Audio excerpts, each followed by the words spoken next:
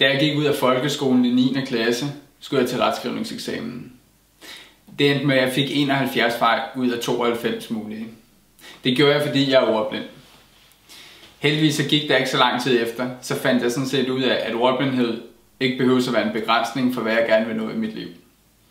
I dag har jeg en lang videregående uddannelse i finansiering og strategisk ledelse. Nogle gange, når jeg møder nye mennesker, eller de ser mine tekster, som jeg skriver, så tror de ikke på, at jeg er ordblind. En af grundene er, at jeg bruger nogle af de hjælpemidler, der findes. Alt hvad jeg skriver på min computer, det får jeg læst op, så kan jeg finde nogle af de fejl, som er der. Jeg finder omkring 80% af fejlene, så der er selvfølgelig stadig nogen tilbage, men jeg er også ordblind, så det må jeg ligesom overleve, at der er lidt fejl en gang imellem.